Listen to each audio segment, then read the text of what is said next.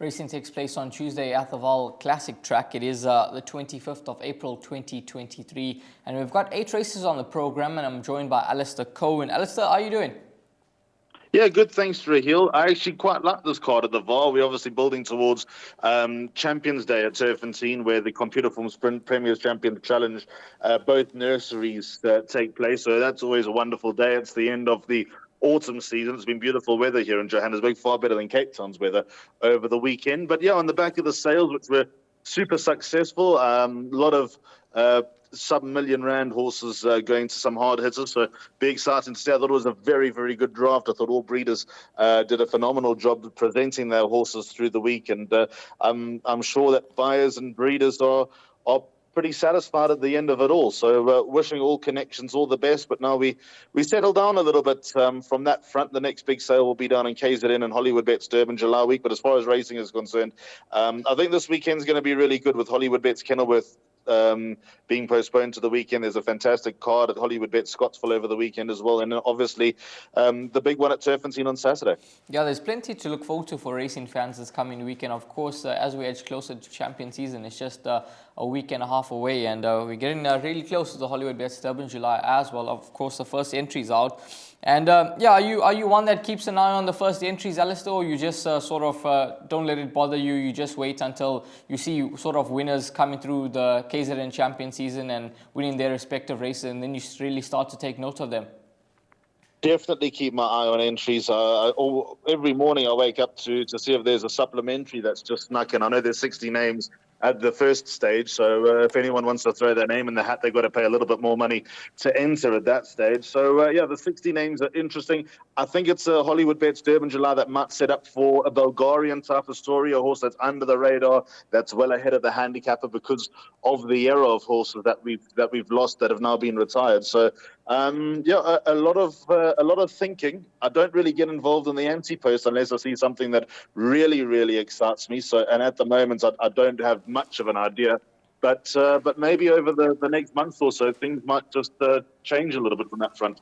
Yeah, absolutely, and there does seem to be a few horses that are under the radar currently. But let's kick on with the meeting on Tuesday. Race number 1, which will be the start of the bipot, and this is a maiden plate over the 1450-meter trip. Get your bipot bets on by 12 on the afternoon, and your fixed odds betting market has got Pontiac at even money. It's 18-10 about Viva de Janeiro, both stable companions here. Gavin Larina on the more fancied one. It's Archimedes at 11-2, and then it's 14-1 and better bar those. Now, Alistair, I can't see anything else but numbers 8 and 9 fighting out the finisher, and I think bipod wise 8 and 9 should be good enough to run first and second. Of the two, I think it's maybe a bit difficult to split them. I thought maybe number 9, Viva de Janeiro, just given the fact that he's out of a Jetmaster mare and he could just enjoy this trip as well. But in saying that, Pontiac is also out of a Jetmaster mare. He's had 2 starts to date and it's been 2 solid efforts. Obviously, he's got the draw, and the 1450 should suit both of these individuals, but a bit hard to split them. Yeah, I'm having a hard time to split them because I know what Janse van Vuuren thinks of both of them.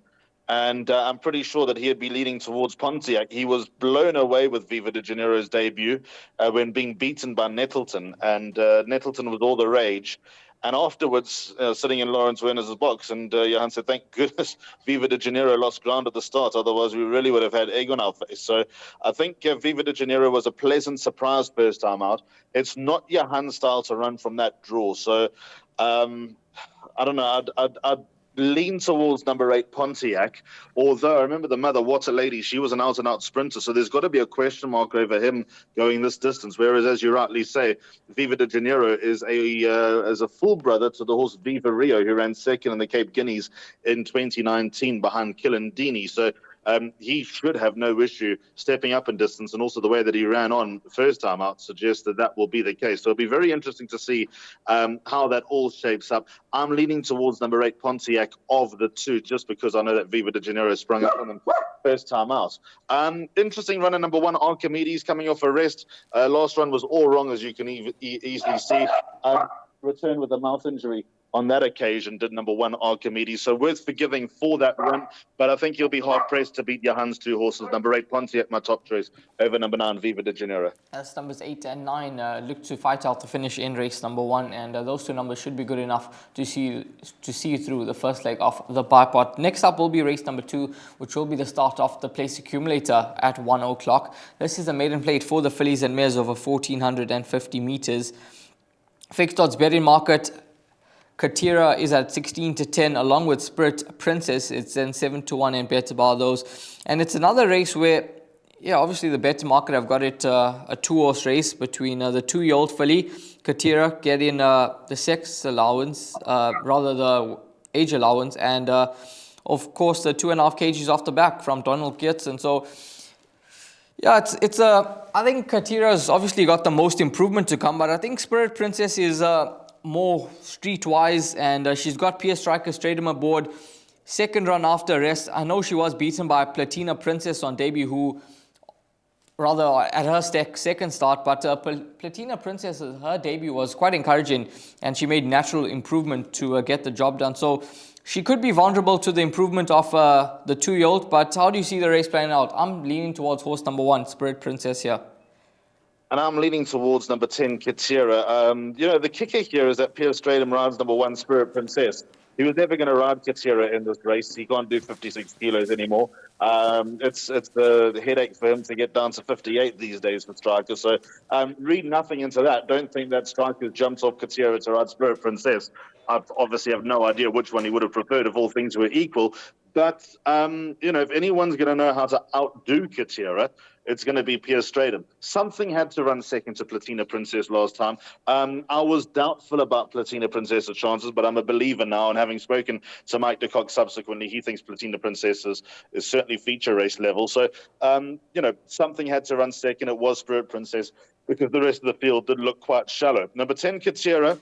I'll be very interested to see how that form works, because, Sean Terry stays very true to the families that he trains. He trained Witchcraft. He obviously trained Pomodoro. Katira's bred for 2,000 meters plus. So a little bit of a surprise to see her make her debut in April. But with that said, there was a lot of talk for her first time out, and I don't think she was disgraced behind Batula, and I think she'll learn a lot with that run under the belt.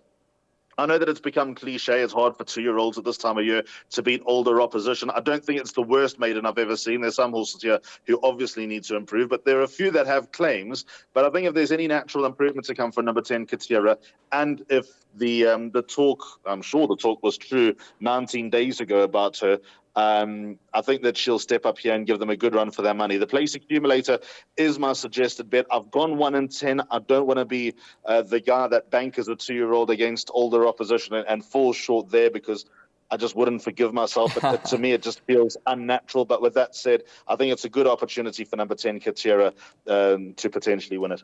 Yeah, even when it comes to the bipod, it seems like numbers 1 and 10 should be good enough to be able to fight out the finish and run into that first and second position, and certainly from a place accumulator perspective as well. That's race number 2, Alistair, with number 10, Katira, with Donald Geertz aboard. Race number 3, which will be the start of the pick 6, and this is yet another maiden plate for the fillies and mares over 2,000 meters. Get your pick 6 bets on by 13.35.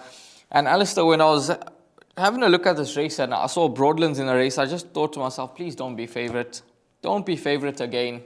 Even money favorite when I had a look at the market, and she's becoming a bookmaker favorite, this individual. Beaten favorite on numerous occasions. Punters continue to go for her, and she's just not delivering the goods. And one could say she probably could get it right today, but I think her easiest chance was in the penultimate start when beaten behind Beguiling. And she's definitely opposable, and she's definitely a horse that I think punters will probably stay away from her this time around. Even money, too short. I like the stable companion, Spring of Elixir, just based on the fact that Keegan DeMello rides. Last time out, he was supposed to ride, but Siando Sosibo actually got the ride, and she ran a very, very disappointing race. But I think with Keegan aboard, he's riding with so much of confidence. He could actually give this filly a bit of I'd say a better ride, given that he's more experienced. And I think that she's definitely a huge improver in this lineup. Well, the problem with this race for Hills is the first leg of the pick 6. My place accumulator, I've banked at number 3, Broadlands, and the bar pots I'd probably back her up with something else. But when she wins, and she will win, she'll be doing it with my money.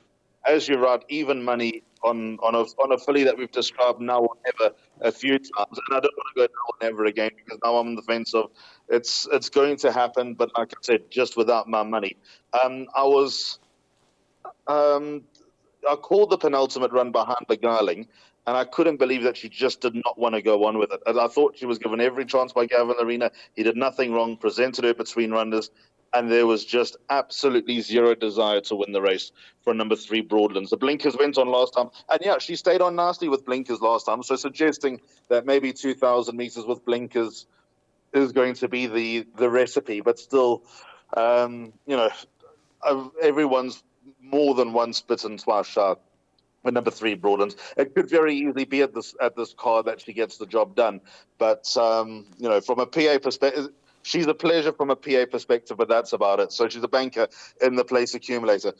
Who are her dangers? Yeah, you're right. Number 6, Spring of Elixir, was travelling very wide last time and ran nearly 10 lengths behind Wild Forever. She's a good deal better than that. The Go Flickerty maiden has been franked again by Go Flickerty, who runs later on in the card. So number 6, Spring of Elixir, definitely has claims. I thought number 5, Impersonation's a lot better than her last start when there were different riding tactics employed and she just put up no effort whatsoever. I think a combination of different tactics and also going down the Vaal mile straight counted against her. I think that, you got to ride her a specific way. So I expect better from her. Ball Queen Britannia keeps, ringing in the back of my mind. Her last run came against winners, and prime example obviously won during the week. So there's a valuable form update for number 4, Queen Britannia. Now gets the services of Pierre Stratham for Grant Maroon. I think she could be the second choice in this race, number 4, Queen Britannia, and could end up being the backup in the bypass. And you'll probably need a few others in the pick 6 because you might end up beating Broadlands again and making a lot of ground on others. So number 4, Queen Britannia, even though she's a 21 start maiden, again, she's not the type of horse you want to follow with any degree of confidence. But I think that she's got the right credentials to at least run very close here. Yeah, so once you look past Broadlands, it certainly does become a race where you've got to include a few horses, and then, of course, numbers 1 and 2 horses that you can't obviously discount from the mix. They are drawn out deep, but they could get their say in the race. But numbers 4, 6, possibly horses that you can back up with number 3, Broadlands, in the start of the pick 6. Race number 4, which is going to be the start of Jackpot 1, and it's another maiden plate over the 2,000-meter trip. And this time here, this is for the boys, and we've got a quantifier at 16-10. It's 9-2 about Puerto Plata, 11-2 about Man's Night, Sword of Mercy, 7-1, and better bar those. Now, this horse quantifier with Atendiwe Mkutwa, he's obviously coming up to Joburg to ride for Gareth Van Zyl, and he's drawn out in gate number 3, ran behind Positive Attitude. Now, that run doesn't look bad at all, given that Positive Attitude came out from straight out the maidens to win, and he beat a few horses that could have possibly got the better of him in that lineup. So, no doubt, number 1 quantifier is the one to beat. But Puerto Plata, he'll certainly have his supporters. He's drawn out deep, but when you have a look at that Prime Example run, it's got to give you confidence that Prime Example has won quite a few times since then. So he's a horse that will certainly be on many people's radar. And then number 8, Man's Night, who I know the ride last time out wasn't the best. He's drawn in gate number 2, so this horse could get a blow in this time out as well. But your take on the race, quantifier, the one to beat? Yeah, Quantifier is undoubtedly the horse to beat, Cherry Hill. I think Atendiwe Good was just got to hold tight to number 1 Quantifier for as long as possible. Out of a Group 1 winning mare, Juxtapose, who of course won for Roland Bow and Stanley Ferreira a number of years ago under Chase Morjan. So the trip, obviously, no concern. But I don't think he's got the longest run in. So that's why Atendiwe has got to sit tight for as long as possible because, Positive Attitude outran Quantifier last time, but I think he produced his finish a few strides before Positive Attitude, and that may have just undone Quantifier late. And the extra 200 meters down the straight won't be an easy encounter for number 1 Quantifier. So that's why I tip him on top, but I have backed him up with number 2 Puerto Plata and 6 Wonderwall. You're right about Man's Night. Just a quick word about Man's Night. He's been given dreadful rides in his last 2 starts.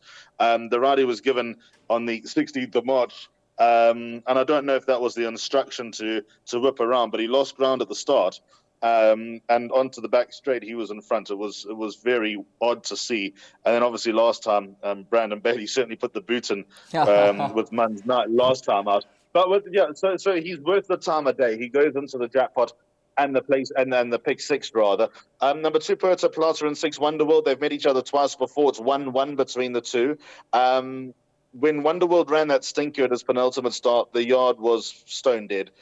He won't be 10 lengths behind Quantifier this time around. He'll be a lot closer. Last time, I don't think he win. In fact, he definitely doesn't win the race. But the winner, Mambo Camtesio, ran across Wonderworld with about 200 meters left to run. Mambo Camtesio was winning the race regardless, but Wonderworld did have to just ease back for a couple of strides. So the nearly 2-length deficit, I think you can just about halve to around a length. So Wonderworld should run nicely. He's going to win a race or two. That's probably his chop. And then number 2, Puerto Plata. Good last run behind Haslo Grande. A little bit worried about Haslo Grande because I think that he's a very smart horse, but maybe just he's biting off a little bit more than he can chew, going the distance and the company he's been keeping since winning the maiden. So even though the formula might look a little bit iffy, I think that he's been thrown into the deep end, and Puerto Plata, I think, still ran a nice race behind a very fair sort last time out. So 1, 2, and 6, my numbers in the place accumulator in race number 4. And I also, as you rightly say, a lot of respect for number 8, Mun's Night. And I don't think number 4, US Open's got his legs tied up either. Yeah, numbers 1, 2, 6, and 8 do look to be the principal contenders, but no doubt Quantifier the one to beat with Atandiwa Mkutwa in the irons. Race number 5.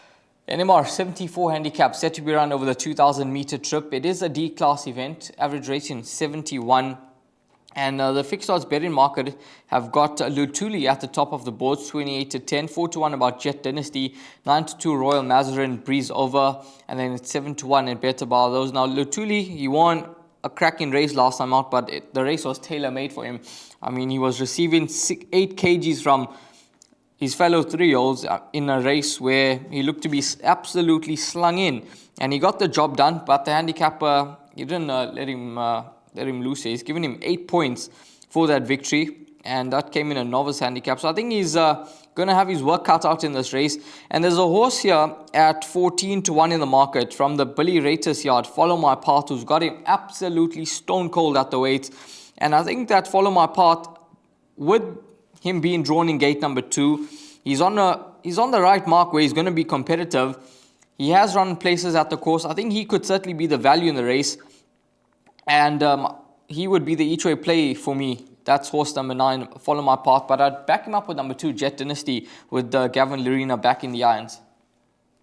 Rahil, I don't like the race at all. I think you can make a case for a lot, and I think there's enough disclaimers about a lot of horses. I've gone 2, 7, and 8 in the place accumulator. I'll start off with Lutuli, although I don't particularly like him to back that up. He was very appealing to the eye last time, as you say.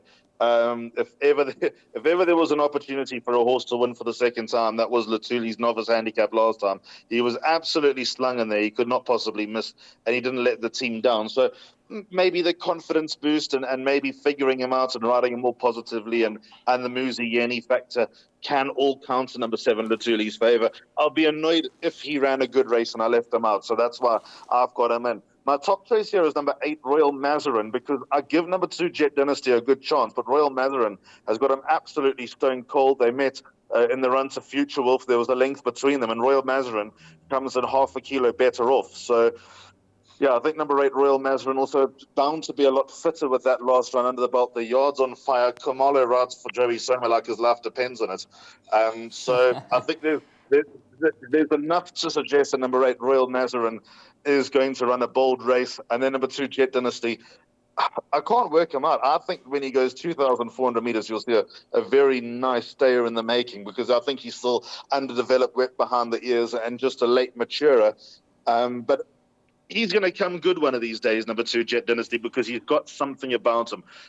So, you'd want to be on his side more often than not while he's running at this type of level. Another horse that I give a lot of time for, because he beat Jet Dynasty in the Derby trials, number 3, River Romeo. I cannot believe they ran him in the South African Derby last time, but coming back to these calmer waters, I'd have a second glance at him.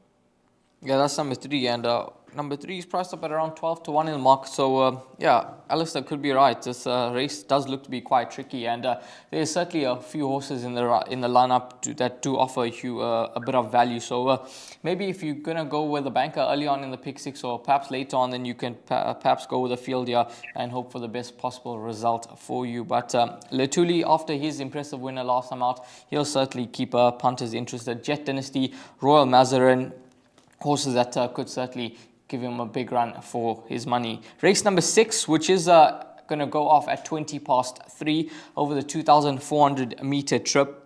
And this race here is Fillies and Mares 71 handicap. Now, this is a race that I don't like because I think there's quite a few horses in with chances here.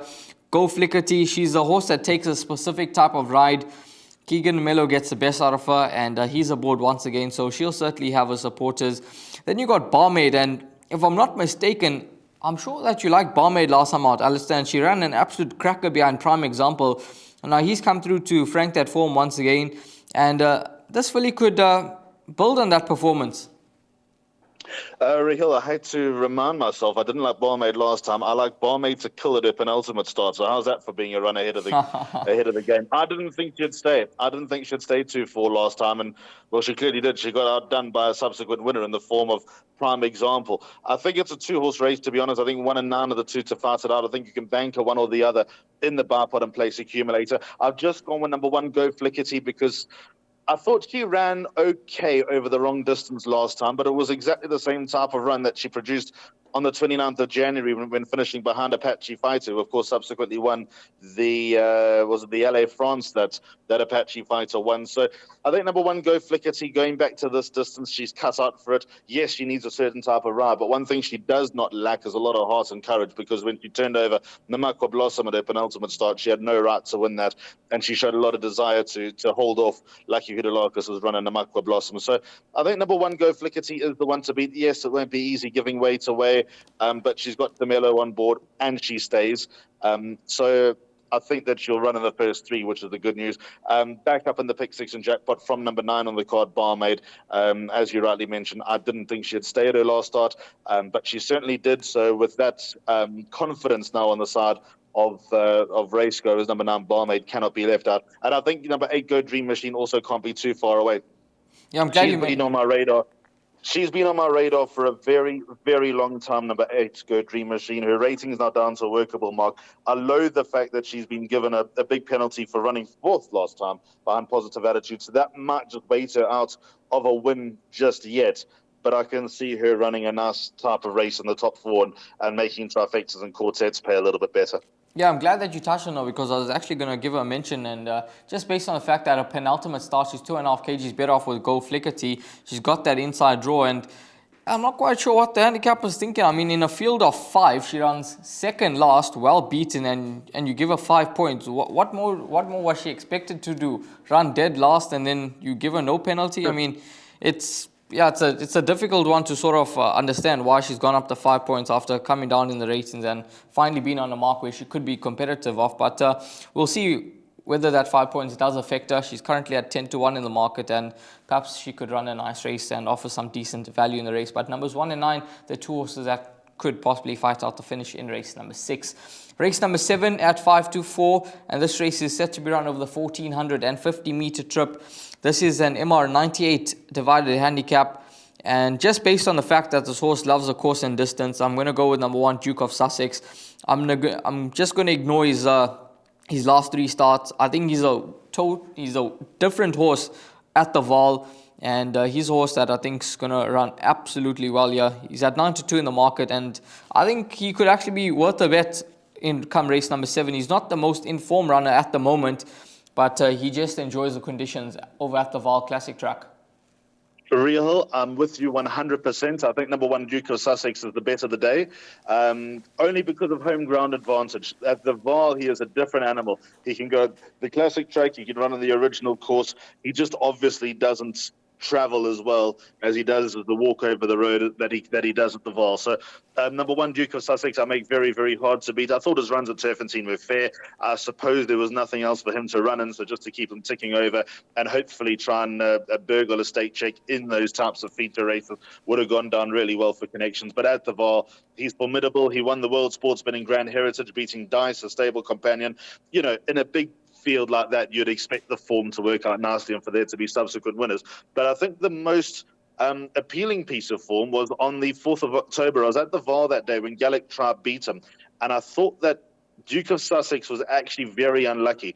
And he set up, I actually went to Lucky Udelakis afterwards and said, what is the plan for this horse going from here?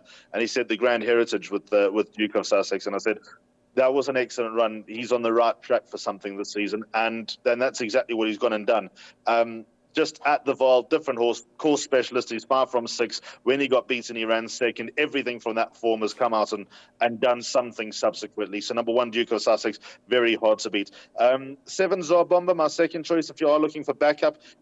His only run over this course and distance, he absolutely smashed Rule by Force, and Rule by Force is now rated 100 and something because of his run in the South African Classic. So that's got to be taken on board.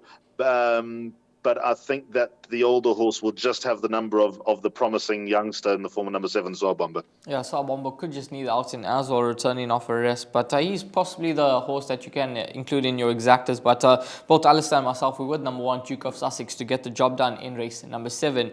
Race number 8, the final race on the day, 4:30 is the time you need to get your bets on by. This is a race over the 1450 and MR81 handicap, where your fixed odds betting market has got Millahue, Quandary, both at 7-2 to Zona.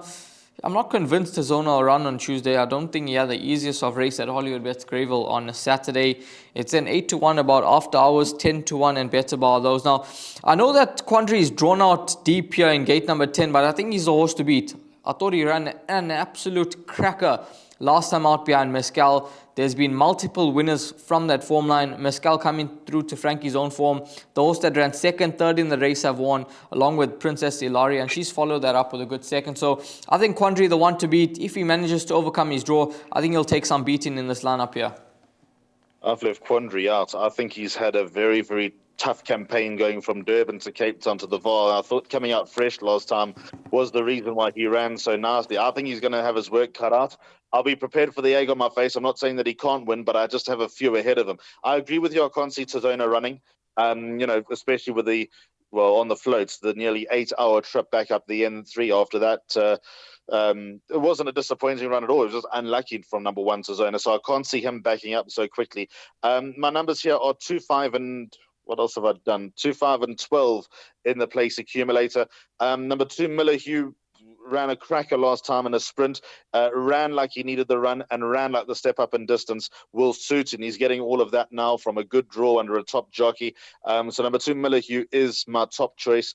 I think that he's the one they all need to beat. Number 5, Indus Knight, will run nicely. He's had absolutely no luck in his most recent starts. He's either been done at the start, or he's been experimented over the wrong distance, or hasn't had a nice passage, or whatever the case may have been. So hopefully everything goes according to plan for number 5, Indus Knight. If it does, he'll be in the mix. And then number 12, After Hours, was a gallant winner last time. He sustains his effort, does number 12, After Hours, which is a good attribute to have at the Vaal. He comes out of trap 1, so there'll be options for Ryan Munger, who's now only leaving for Canada at the end of the month. It feels like we said goodbye to Ryan for the last year, but he's now leaving after Champions Day. So I'm sure this will be his last meeting at the Vaal, if he does in fact leave after Champions Day. So I'm sure he'd love to bow out with the winner. So I think the winner comes from one of those 3, 2, 5, and 12. I have respect for number 3, Quandary. I don't think that he's without hope here.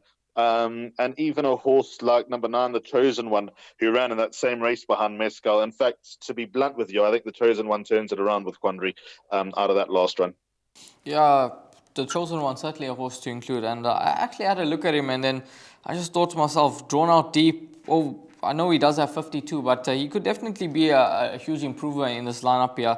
And he's a horse that it's going to be interesting to see how he's ridden, because he can go forward, he can come from off them. So with Muzieni aboard, and Muzi rides well for Leclerc, so that's a horse to certainly keep an eye on. But that's race number 8. It looks to be a competitive race to close off proceedings, and hopefully come race number 8, you've got a bit of cover in that pick 6. We're going to move along to the suggested bet part of the show, and Alistair will take us through his place accumulator, which actually looks to be a decent play on the day.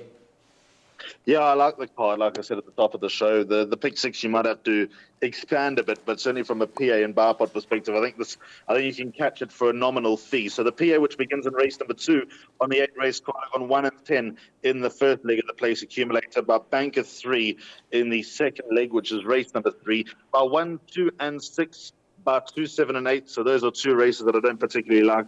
By bank of 1. I bank 1 Duke of Sussex in the penultimate leg, and then 2, 5, and 12 in the last. Even though I've gotten 3 horses in the last race, I think we can make a little bit of money on the last with a few horses there that should run quite nicely. The quartet could be the way to play the last race on the card over at the Vaal on Tuesday. Alistair, thanks very much for your time. All the best. Have a good week, and we look forward to the Premier's Champions Challenge on Saturday, along with the computer form sprint. Yeah, that'll be good fun. Thank you so much, Raheel, to all the viewers. I hope you have a wonderful day at the Vaal on Tuesday, and we'll be cranking it up as the week goes on.